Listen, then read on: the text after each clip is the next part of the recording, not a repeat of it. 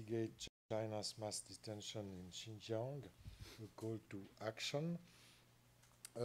Before to give you the floor, I would like to ask you to sign our golden book.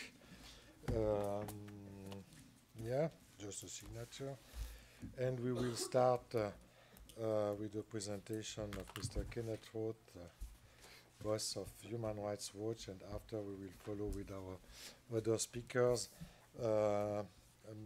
Mrs. Kumi Naidoo will speak by video, by Skype, just after Mr. Roth. And so, good. So now I would like to give you the floor, and we will start with you, and as I said, with Mrs. Naidoo after, and other speakers, yes, just later. Please, Kenneth, you have the floor. Thank you, Guy. Good morning, everybody. As Guy said, we are here 4 different human rights groups speaking together: Human Rights Watch, Amnesty International, the International Service for Human Rights, and the World Uyghur Congress. And together we are issuing a joint call for the state members of the UN Human Rights Council at its next session later this month to appoint a fact-finding mission to investigate reports of some 1 million Turkic Muslims whom China is detaining in the Xinjiang region for forced indoctrination. Now, it's never easy to take on China, but in our view, this is a natural moment to do so.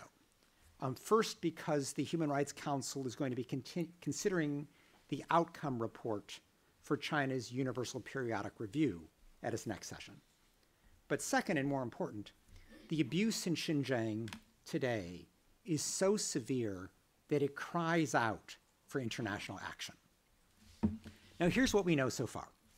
China is detaining more than 1 million people in political education camps. The people detained have received no legal process whatsoever. The only criteria for detention seems to be based on a highly intrusive surveillance system that the person in question is perceived as disloyal to the government or the Chinese Communist Party. Now, in these camps, the people are subjected to forced political indoctrination, meaning pressure to renounce their faith. They're also subjected very frequently to mistreatment and sometimes torture. They're denied contact with family members and other outsiders, and they're held with no end in sight, with no end date to their detention. The victims are mostly Uyghur Muslims, but also other Turkic Muslims, and as we've mentioned, they're primarily from the Xinjiang region. The purpose of this detention is to erase the ethnic and religious identities of Turkic Muslims and ensure their loyalty to only the Chinese government, the Communist Party, and the would-be leader for life, Xi Jinping. Now, the Chinese government claims that its so-called strike hard campaign is to counter extremism and terrorism in Xinjiang. And there are indeed occasional acts of violence. But China's mass roundup and detention is wildly disproportionate to any conceivable justification.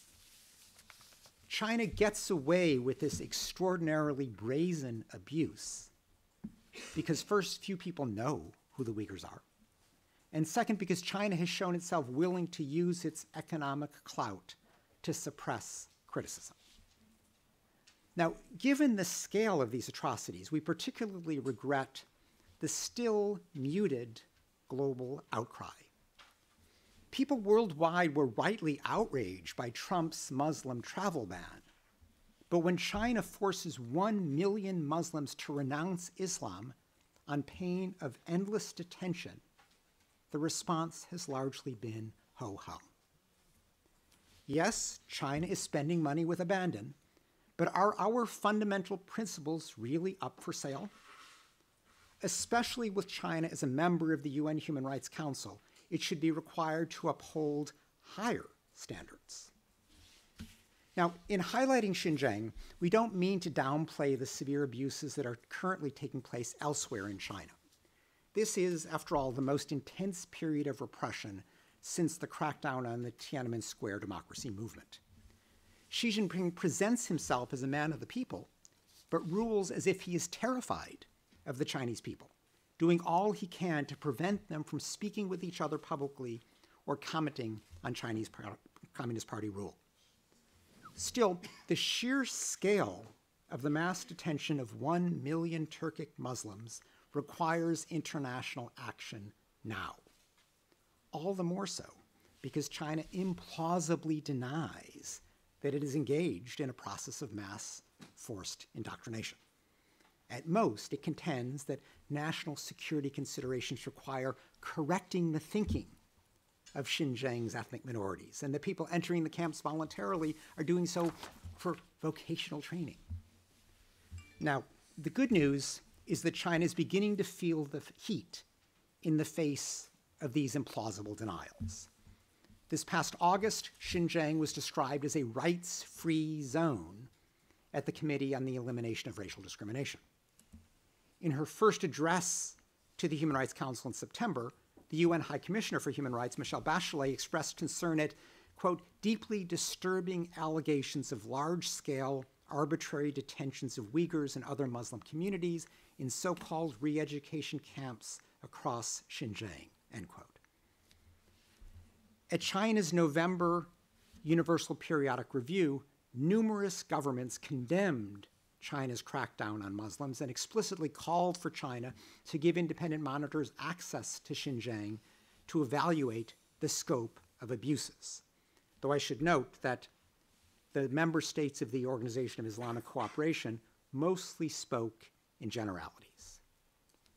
Now, China, under pressure, has begun to allow closely monitored international visits over the last 2 months, including some OIC states, a small EU delegation, and some journalists.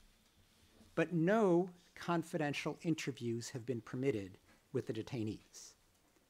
Governments have not publicly reported on what they saw, partly due to a lack of capacity to assess reality during these guided tours.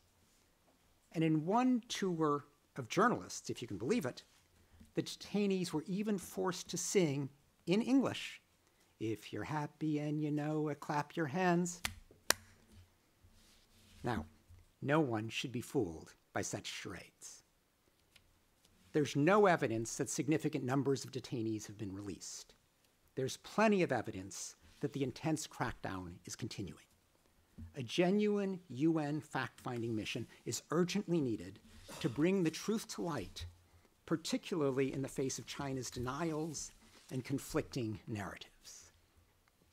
Now, to maximize impact and to minimize the threat of Chinese retaliation, this is an ideal time for joint action. Very similarly to what occurred with the Rohingya in the appointment of the ongoing investigative mechanism, this is an opportunity for the European Union and the Organization of Islamic Cooperation to proceed together. More to the point, the integrity of the UN Human Rights Council is at stake. A principled defense of human rights requires holding even the most powerful Human Rights Council members to account, especially when the abuses are so severe. We know that China has been working to undermine most human rights enforcement at the UN and has been particularly demarching governments since last year not to take on Xinjiang. A fact-finding mission is the least that can be done to show that China does not stand above human rights standards, that in theory, if not in practice, it has joined the Human Rights Council to support. Thank you. Thank you very much. Now we will hear the message from Kumi Naidoo, video from Secretary China General. is currently holding up to 1 million Uyghurs, Kazakhs, and other predominantly Muslim ethnic groups in internment camps and other facilities. This is the largest and harshest mass detention campaign witnessed in China's Xinjiang Uyghur Autonomous Region for decades, conducted in the name of combating religious extremism in a place where religious freedom has all but disappeared. Today, Xinjiang has become an open-air prison, a place where Orwellian 1 million Uyghurs, Kazakhs, and other largest and harshest mass detention campaign in internment camps in China facilities. Xinjiang Uyghur. This is the largest autonomous region mass detention campaign conducted in the name of combating religious extremism in a place autonomous where religious freedom has all but disappeared. Conducted in the name of combating religious extremism an open-air place where religious freedom has all but disappeared. High-tech surveillance. Today, Xinjiang has become an open-air prison. Forced cultural assimilation, Orwellian arbitrary arrest, surveillance, and disappearances, political indoctrination, minorities, forced cultural assimilation in their own arbitrary arrests. As more and more facts emerge about what is happening in Xinjiang into strangers, Chinese authorities in their own land have offered only fiction. As more and more facts emerge about what is happening, they denied the camp's existence. Chinese authorities, faced with more and more credible reports from human rights groups, first media denied UN bodies' existence, and others. Then the Chinese government more and more credible reports from human rights groups, voluntary centers, media for vocational bodies, and others. Such efforts the Chinese government began claiming should fool no camps are voluntary centers former detainees for vocational interviewed by Amnesty International. Such efforts and others recounted torture, no one. Ill treatment, former detainees, beatings, interviewed by Amnesty International, and intense racial and religious discrimination.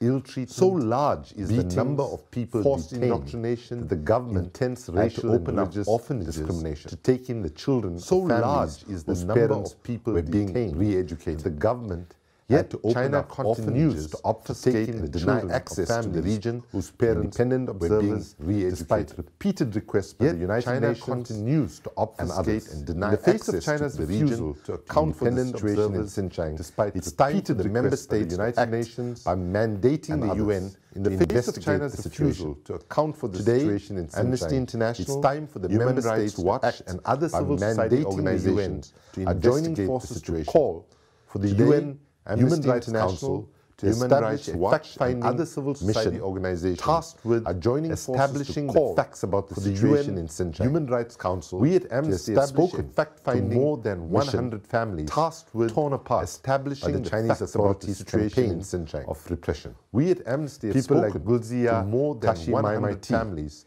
a younger sister by the Chinese authorities' campaign. A brilliant student was last seen on 26 December 2017 before she traveled to Xinjiang. A family, a younger sister, deeply distressed. Guligaina, a brilliant student, was last seen on 26 December 2017. Or for that matter, Khairat Samaka, traveled to a Kazakh who was sent to detention camp from October 2017 to February 28 is likely to be after he returned to Xinjiang following a short visit to Kazakhstan. A Kazakh told us he was made to wear shackles on his arms and legs to February 2018 in a fixed position for 12 hours short visit to Kazakhstan. Khairat told us said nearly 6,000 people were being held his arms and legs and was forced to sing political songs and study political speeches. Detainees were not allowed to talk to each other. Were being held in the same told us that his treatment, where they were forced to sing political songs suicide and study political speeches. Those sent to these camps are not put on trial. Not allowed to talk. They have no access to lawyers. Khairat told us or right to challenge the decision. Drove him to attempt individuals suicide. Could be left to languish in detention camps months are not put on trial. The families are left they have no access to lawyers or right to challenge the decision. Those who resist or fail to show enough progress could be left to languish in punishments ranging from verbal abuse are left to food deprivation, solitary confinement, beatings. Those who resist or fail to show enough progress reportedly face there have been reports of deaths from verbal abuse, including food deprivation of those unable confinement to bear the mistreatment and the use of restraints. Many families with loved ones in detention there have been reports of deaths too frightened to speak out, including fear of reprisals of those unable the voices to bear the must be heard. At the next session of the Human Rights Council in detention told us member states must not be cowed out by China's economic and political clout. The voices states must live up to their responsibilities. At the next session of the Human Rights Council, establishment of an member states must not be international by China's economic and political investigate the situation in Xinjiang. States must live up to their responsibilities. It is the duty and support to help uncover of an independent international fact-finding mission to investigate hundreds of thousands of other families torn apart by the Chinese government's grave human rights violations in Xinjiang. The international community for Giligena and for the hundreds of thousands of other families and encourage the Chinese government's grave human rights violations such an independent fact-finding mission to be the international community ascertain the facts and to address a strong position, unjust situation, and encourage the works with human rights defenders organizations around the world to make the UN more accessible, effective, and protective. It's been an inspiration to meet advocates and victims who come to the UN, often at great risk to themselves and their families, to share their experiences living and working in the crosshairs of the Chinese authorities. They come here seeking results, action. Faced with their testimony, governments have in the past taken steps to put political pressure on China in the Council. A good example is the 12-country joint statement delivered in March 2016, which raised concern about the political crackdown in China and the trend of extraterritorial action to silence dissent. Such on-the-ground information has also encouraged action from the UN's independent human rights experts. They sent at least 23 official letters to the government of China in 2018. And despite China's protestations to the contrary, the letters were split roughly 50-50. Allegations on the one hand related to civil and political rights, and on the other hand, to economic, social, and cultural rights. Challenges facing Uyghurs, as well as other ethnic minorities, were squarely on the experts' agenda.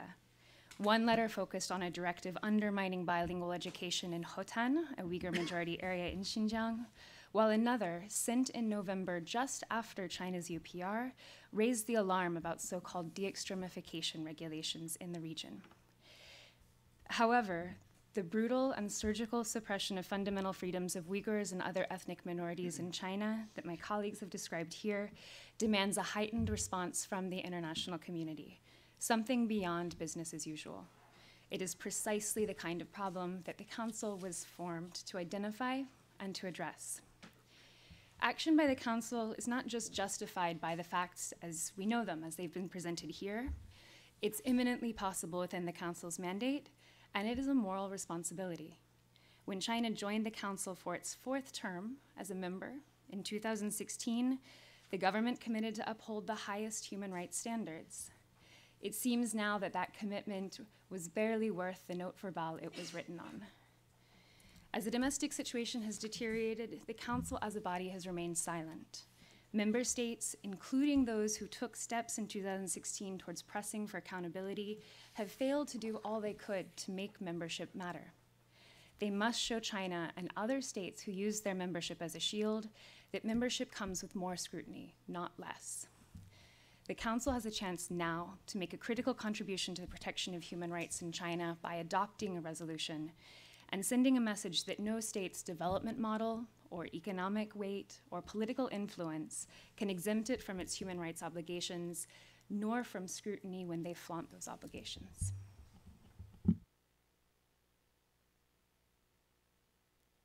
Thank you, Mrs. Brooks. So now we will hear by Skype Mr. Dolkun Issa, President of the World Uyghur Congress, by Skype. So we will just need...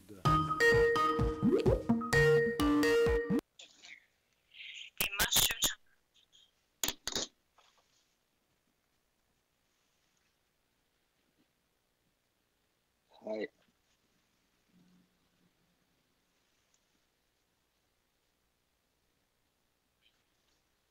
Okay.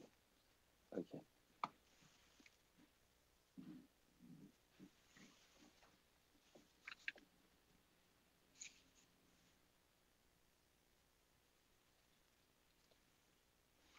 Hello, good morning.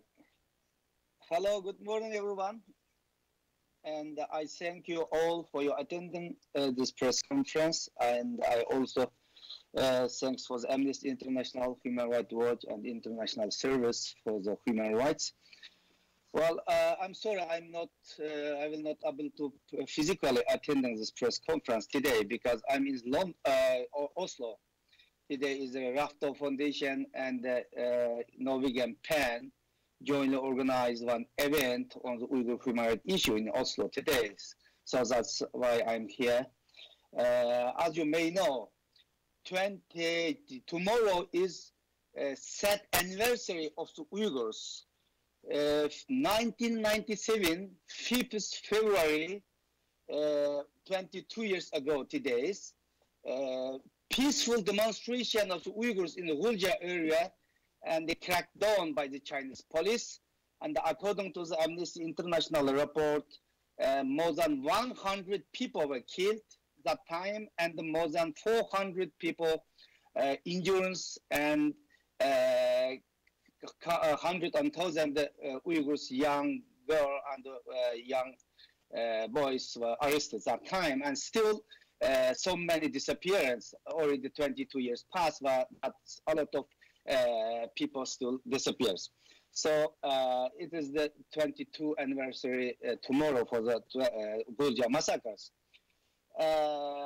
Actually, after already 22 years passed, but situation for the Uyghur human rights issue never changed, but even more worse and getting very deteriorated. And for long, the Uyghurs and the other ethnic minority, Muslims, Kazakh, Turkish, some others have suffered gross repression of the Chinese hands. Particularly in the past year, and Xi Jinping took the power, situation getting really dramatically changed. And 2016, August, former Tibet Party Secretary Xinjiang was appointed Party Secretary East Turkestan and Xinjiang Uyghur Autonomous Region, and he used his experiment in Tibet. As you know, when Xinjiang was a Party Secretary in Tibet, he used brutal way crackdowns Tibetan people as well. That's why 2014, 2015, 116 more than 116 Tibetan people self-emulated that time. So after the Xinjiang appointed party secretary in the East Turkestan, then he used his experiment and very brutal crackdown on the Uyghurs. And the beginning of March of 2017, and implemented new system that so-called re-education camp. Actually, it is and the 21st century concentration camp. Today, some international NGO reported this number already more than 1 million, but we believe this already and more than maybe 3 million. But however, 1 million, 2 million, 3 million, 21st century, so and Chinese government and indoctrinate and millions of the ignorant people are suffering in this camp. Today, it is very difficult to get information. What is going on in the camp? Not only going on in the camp, even it is really difficult to get the information outside the camp from this Turkestan. I can say 99% Uyghurs who live in exile, Europe, United States, Turkey, around the world, whatever, they are students and the tourists, and all the Uyghurs community have lost contact with family members.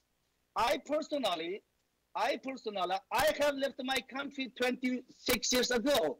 Since then, I have never seen my parents.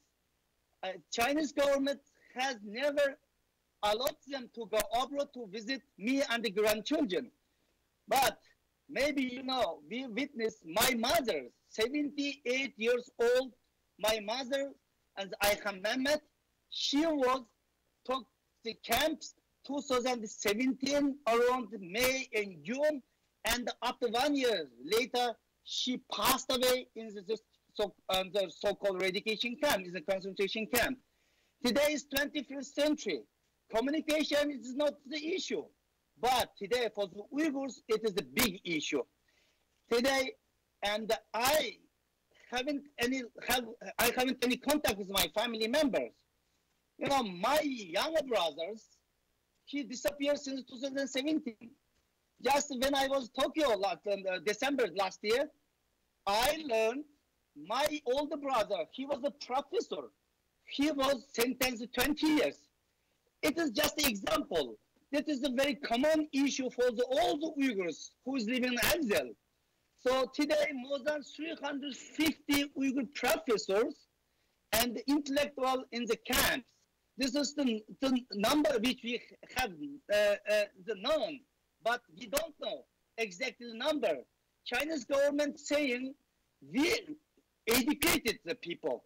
Actually, the professor and the older man, these professors and intellectuals no need to educate it, no need to training.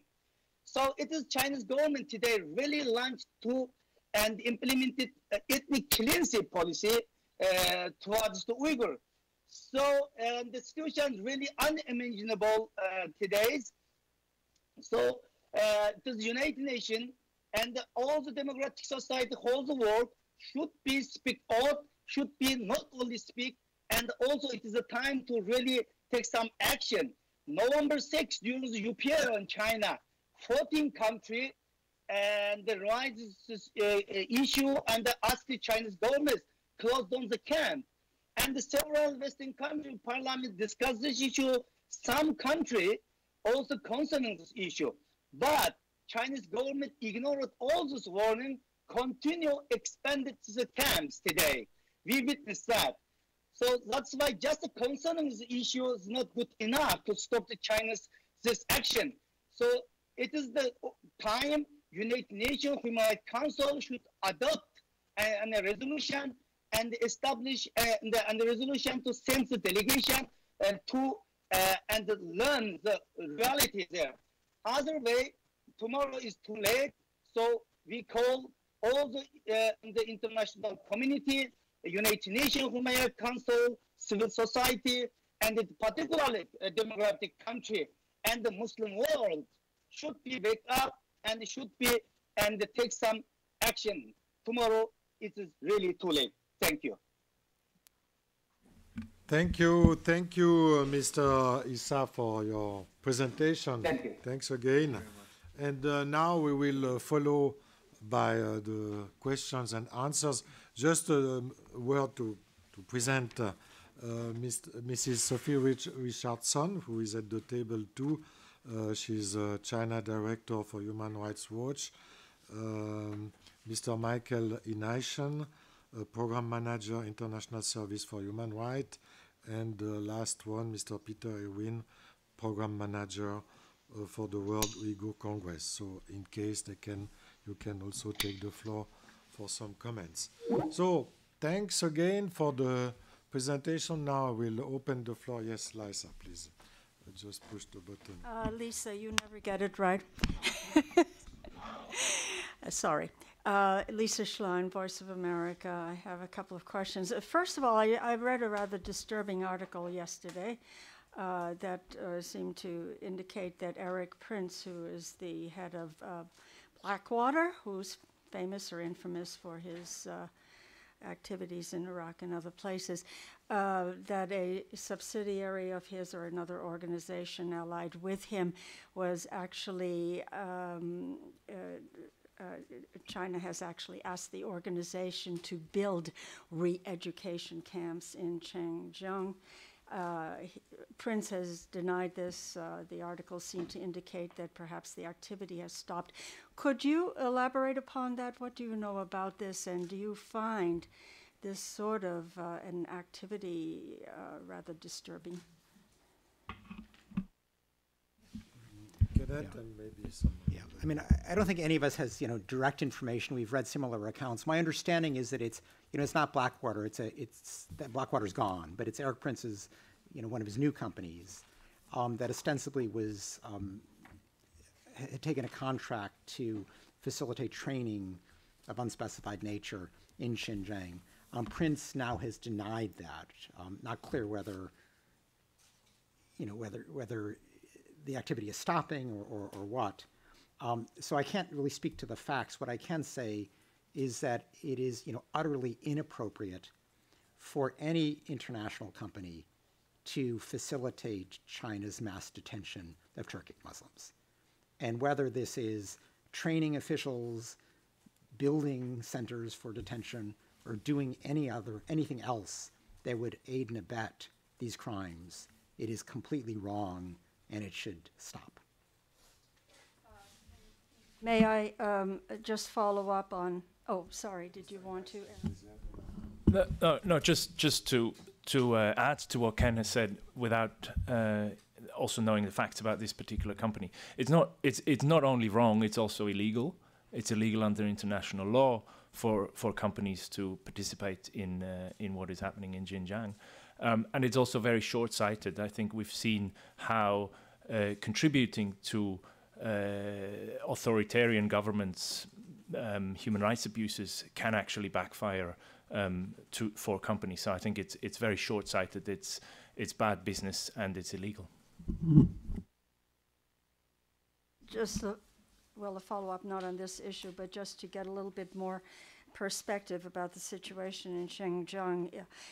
You talk about 1 million in re-education camp. What is the population of this area? What are the general ages of the people? I gather that children are not being put into prison, but if you have a range of ages, and then there was an indication that it's incarceration with no end in sight, so that it means that there are no fixed terms or whatever. And has this actually helped in kind of keeping the people in their places as China would like that to be? I mean, the generally accepted number for the Uyghur population is 11 million. Now, the 1 million is not exclusively, but it is mostly Uyghurs. So, we are approaching 10% of the entire population. And if you remove children from that calculation, because as you note, we're not aware of the detention of children. They're being left as effective orphans when both parents are detained, but we're not aware of them being detained themselves. This is a much larger percentage of the adult population. So this is, serious business. This is, a mass effort to change the religious and ethnic identity of, an important minority within China. Is this making a difference? I mean, we're not in a position to assess whether this forced brainwashing is actually changing people, whether they're just feigning, belief in the system of belief that the Chinese Communist Party is trying to impose on them, or what. But certainly when you remove this huge number of people from the street, it is a deterrent, but not just a deterrent to the so-called extremism that China is trying to address, but a deterrent to any form of normal life. The facts that get you detained can be, wearing a beard. It can be, praying. It can be engaging in the most basic religious activity that is now taken as a sign of extremism. And of course, the monitors of that are not simply China's highly intrusive surveillance system, not simply its deployment of large-scale facial recognition software and the like, but also its deployment of upwards of 1 million so-called guests who are, mostly Han Chinese, who are moved into the homes of Uyghurs in order to monitor them, and who then can see, any sign of religiosity, any sign of ethnic identity, which they report to the authorities and then becomes a basis for indefinite detention.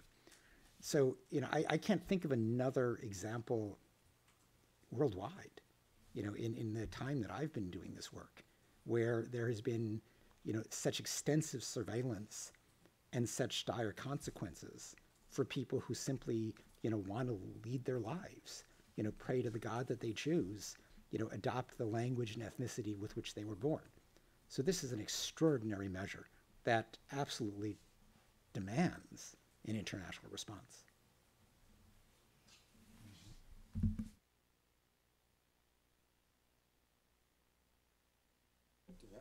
Yeah, I think just to the point about whether it's helped, I think it sort of depends on how you sort of interpret that. What does it mean? Has it helped? Because one of the functions of the camps, aside from indoctrination of the people in the camps themselves, is it's served, as Ken sort of mentioned, is a disciplinary function. Uyghurs on the streets who aren't in the camps now see it. I mean, they walk past these camps, they see the high walls, they know family members in the camps. So sort of on the other side is that Uyghurs in the region just are afraid. Of course, they're afraid to speak to anybody overseas or journalists, but they're just afraid to speak to anybody. I speak to Uyghurs every day, and they know that family members are afraid just to speak to one another. So in the sense that, to the extent that it has helped, it's helped the state control the population even further, especially the ones who are outside the camps themselves. So, yeah.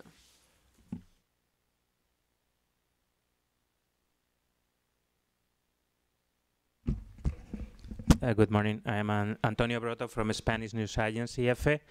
I have two questions. First one, what do you think about the the change of strategy of the Chinese government last year after ignoring all the information about these camps. Suddenly they recognize they exist, but they sort of legalize them and even allow the Chinese media to visit them. And my second question is, what are your hopes after this call you make on the, do you think the Human Rights Council is going to act, considering that China itself is a member of this council, and also some other countries with a poor record of human rights? Thank you.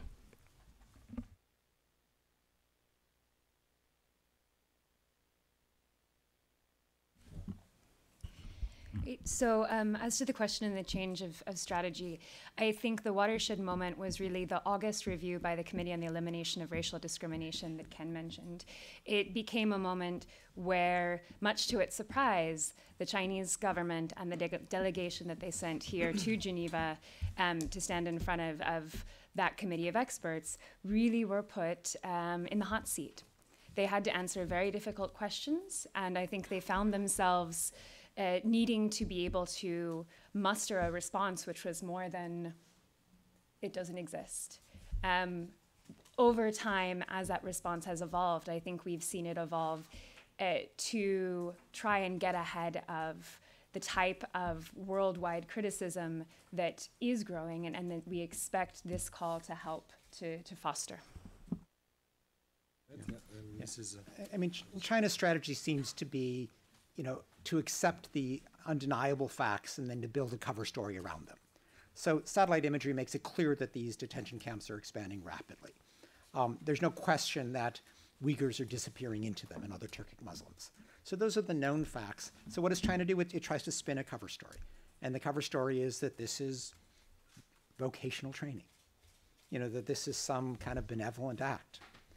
And, since there was no denying that the people were there, it's even now begun to allow a handful of, controlled visits.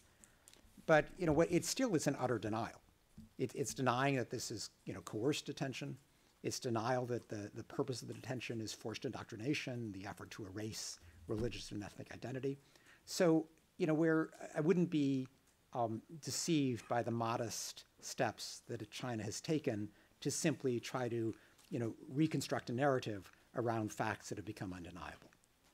Now, looking forward, yes, the Human Rights Council has China and other anti-rights governments on it, but that has not stopped action on a number of important and indeed contested situations. If you look at, for example, the appointment of a UN investigation for Yemen, despite intense Saudi opposition. If you look at the important steps that have been taken on Syria.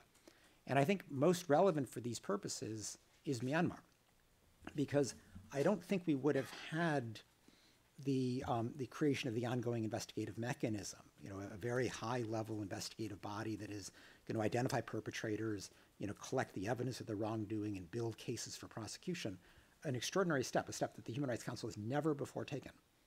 We wouldn't have had that if the Organization of Islamic Cooperation had not joined with the European Union.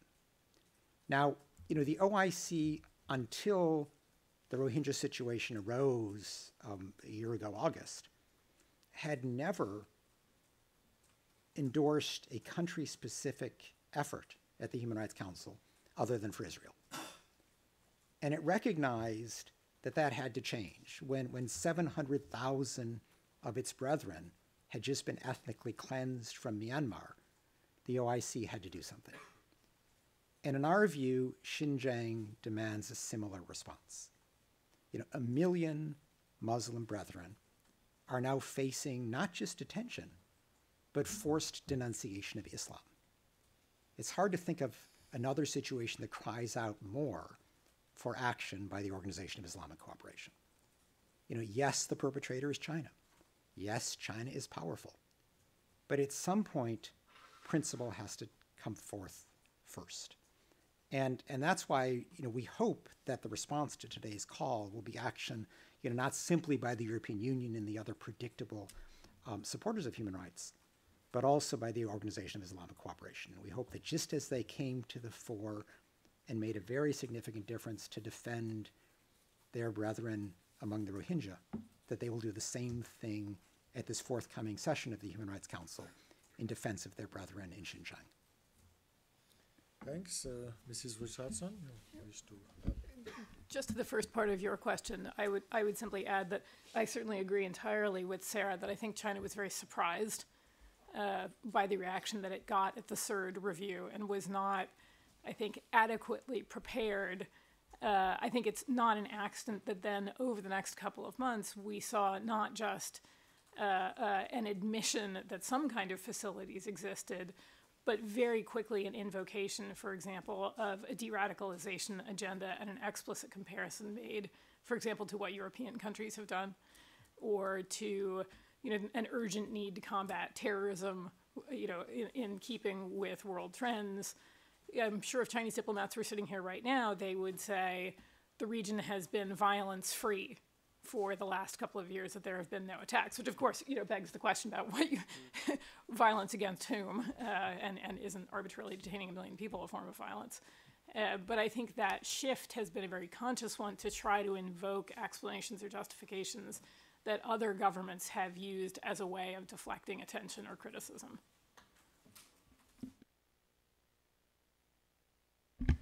Thank you, Stephanie Nebehe, Reuters. Yes, the OIC, can you say to me specifically if you've approached delegations and any country delegations that might be sympathetic to leading the charge on this? And also in terms of the EU, who are you looking to lead on this, bearing in mind, of course, the US is no longer in the picture?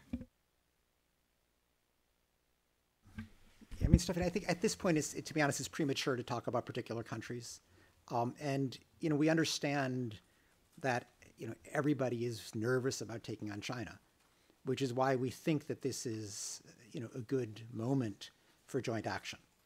And the fact that the U.S. is not in the picture, hardly is the end of the story. I mean, indeed, I think you could argue that the Venezuela resolution would never have happened if the U.S. was in the picture. So sometimes the U.S. absence opens possibilities. But what we hope is that governments that have shown themselves generally to be supportive of human rights, whether the European Union or a number of Latin American democracies or other democracies in Asia or Africa, that they would join together with the OIC, and that the OIC would recognize that just as Myanmar was a very strong reason to break with their usual disquiet about country-specific resolutions, so the horrendous situation in Xinjiang would demand that they come to the plate with other proponents of human rights and push for, at minimum, a fact-finding mission to document what's going on. Thanks.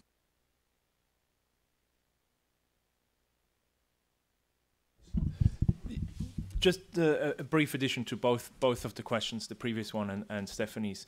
I think it's also really a test for the credibility of the Human Rights Council. China has been a member of the Council since day one, but we've seen that for the first sort of half of that membership, they've taken a very low-key approach. That has changed with the case of the brutal reprisal against Chao Xunli, Chinese human rights defender who passed away in detention because she wanted to bring her story to the Human Rights Council and suffered the consequences. Since then, I think it's fair to say that we've seen a much more assertive China in the Human Rights Council. I would argue that that's partly because of the lack of a response, the lack of a coordinated political response with regard to the case of Chao Xunli that I've just mentioned. And so I think it's now time, which is why we think it's now or never, that the Human Rights Council should act and put the situation really under scrutiny. Obviously, the OIC will have to play a key role, but I think all states, whether they are members or non-members of the Human Rights Council, have a responsibility because they've put China there. China got, I think, more than 170 votes when it was elected to the Human Rights Council, and we think it's time that membership also comes with scrutiny and that it's shown to China and the other states that the gentleman has mentioned that membership in the Council doesn't mean that you're immune from having from being held to account for your actions.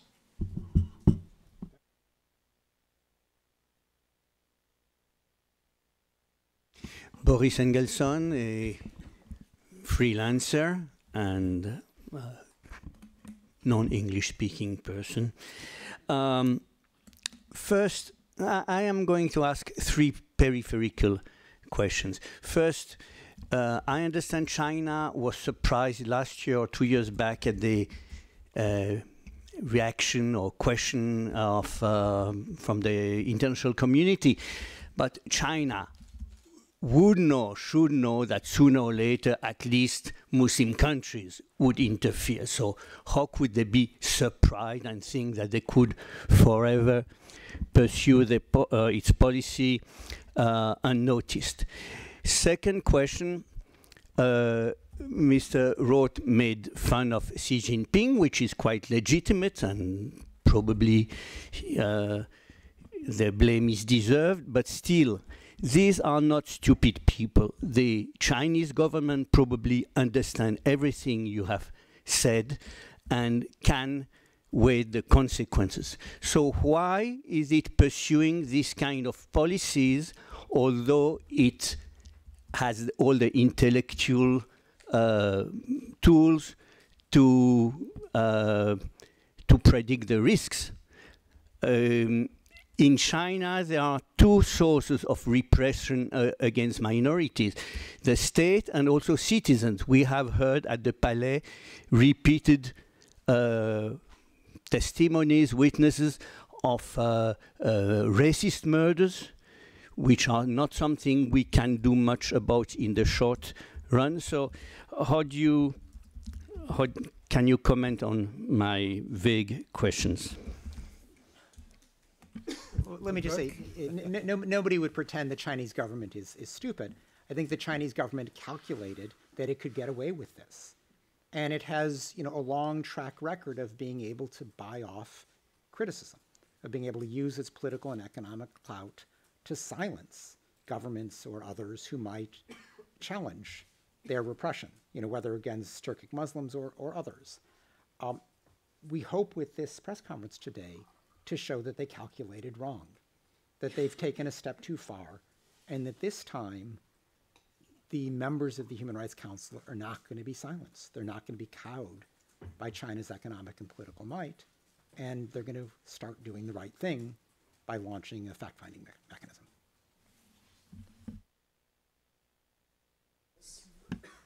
I think important to recognize too is that these camps didn't come out of nowhere. I think there's been 3 decades at least since sort of post-cultural revolution. There's been these policies sort of slowly building up that no one really paid much attention to really until the past couple of years when these camps opened. I think China has recognized that there was no response really from the international community. The Uyghur Congress and other Uyghur groups, of course, knew that these things were happening in terms of restrictions on religious practices, language in particular, movement, things like this. This was happening for a number of years before. So they saw that they were able to push their luck to a certain extent, and they pushed even further. And also I think so far they have, to a certain extent, gotten away with it. I think there really hasn't been too much of a cost put on China for these camps. So hopefully with the resolution, that'll be the initial push to impose a cost, I guess, on China. Do you mean that for the Chinese authorities, repression, suppression, and integration will be the final answer to all national issues and to the structural problems of the nation? I think to that question, I think the issue for us, especially Uyghurs in the diaspora, the big concern is that to a certain extent it will work. I think we've seen populations in certain countries be integrated. Integrated is probably not the right word to use, but forcibly assimilated to the sort of dominant culture. The problem for us is that you have 1 million people, at least in these camps. So the big concern is, so what happens to the people who, when they leave the camps? I mean, maybe you'll have many of them who are assimilated in the way that the state wants, but likely you're going to have a minority of the people who are just angry and more resentful than they were before. So that's sort of a big concern for us. So to us, they will be, I would say, perhaps successful in assimilating people because they're just afraid to go against what they've been put up against. But yeah. Thank you. Last question from you, please. Yes, hello. Agnès Pedrero, Agence France Presse. My question, I wanted to know if you have been in touch with the High Commissioner of Human Rights on this issue, Madame Bachelet, and what have you heard back about that? Do you think she would ask for the same investigation as you?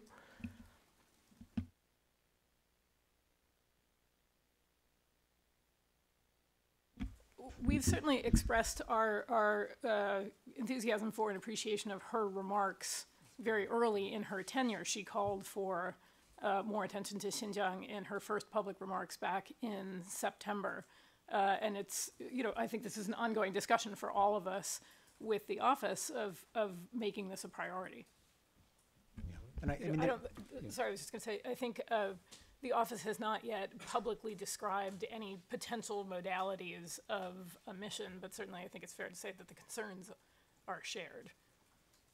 And if I can just back up just a moment to this gentleman's question, which is to say that I do think the Chinese government's goal in the long run is to reshape distinct identities or expressions of identity that it thinks are fundamentally evidence of political disloyalty, whether that's culture, whether that's religion, whether that's language. It's important to understand that these camps are not the only expressions that we see across the country, either towards ethnic minorities or even towards people who simply have different political views, to force them into gestures of loyalty, whether it's about the government's cynicization of religion campaign, that pertains equally across religions, whether it's about an alarming resurgence in state-driven ideology about patriotism, and whether it's a propagandistic version of the China dream, or invoking, legacies of recent historical events like the Long March, for example. I think the Chinese government at the moment has a very particular view of what political loyalty looks like. And that does not include many of the markers of a distinct identity, particularly for ethnic communities. Okay. Yeah, let me just come back to your question here. I think the issue facing the High Commissioner for Human Rights as well as governments is the basic question: what's going to make a difference here? The Chinese government has made the cost-benefit analysis that it's worth detaining 1 million Turkic Muslims. What is going to change that calculation? Providing technical assistance would be a gift to Beijing, because it's not as if it doesn't know how to respect human rights. It's decided not to respect human rights. So providing technical assistance would simply reinforce the cover story. It would sap the global incentive to raise the cost of these detentions. There's also I think the false hope of diplomacy. Because it's not as if additional conversations behind the closed doors of the foreign ministry is going to change anybody's mind in Beijing. That doesn't alter the cost-benefit analysis that has led to repression. The only thing that's going to change that cost-benefit analysis, in the case of China, is going to be the public shaming that comes from a formal investigation of and exposure of the mass detention that is engaged in Xinjiang. And that's why, in our view, the only next step that will make a difference is this investigative step. That taking lesser steps that allow China to proceed as if nothing is really happening is only going to reinforce the calculation of repression. Okay. So last. Just very quickly, I know the United States is not going to be able to vote on this in the Council because it's not there. But is it important that the U.S. government raise its voice, assert pressure on the Chinese government to change its behavior, or has it gone so far away from being a forceful advocate of human rights that it no longer matters? No, I mean, look, the U.S. has lost a lot of credibility under Trump, but we don't mean to limit our call to the members of the Human Rights Council. And so, the U.S. as a member of the UN Security Council should be acting. The idea of visiting China and not publicly reacting afterwards allows China to maintain the cover story. We look to UN Secretary General Antonio Guterres to say something. He's been notably silent on one of the most important, the most brazen human rights abuses out there, because he is worried about upsetting the Chinese. And one has to ask at a certain point, what is the most important thing for the UN Secretary General? Okay, so yes, please. So just to answer your question, Lisa, and then also pick up on a bit of the question regarding the High Commissioner, I think while the US has lost a lot of credibility on China, they did take the exceptional step of deciding to come back to the council space to engage in China's Universal Periodic Review last November, and they offered one of the most forceful and clear statements during the entire review, which not only called for China to address the situation in Xinjiang and discrimination and detention of Uyghurs, which also named individual activists. This sends a really important message. But I do think that symbolizes more the US commitment to continuing their engagement on human rights in China than a commitment to obviously using the space of the Council to do so. I think it will continue to be an important additional element, but the call now is for the Council, both members and observers, to take the action that is so desperately needed. With regard to the High Commissioner, I would only add that it is important, as Ken has alluded, to remember that there are other actors in the UN who can and should be speaking out on this. The OHCHR does not have an office in China, but many other UN agencies do. Some of those agencies even have access to parts of the country where ethnic minorities, including Uyghurs, live. Where is that voice and where is the UN in terms of their responsibility to speak out? I think we are now at the end of our press conference, so thank you again to all the speakers for your answers and availability, and I wish also to thank you for your participation. So now we can have a follow-up with the coffee and private exchanges. So thanks again. Yeah.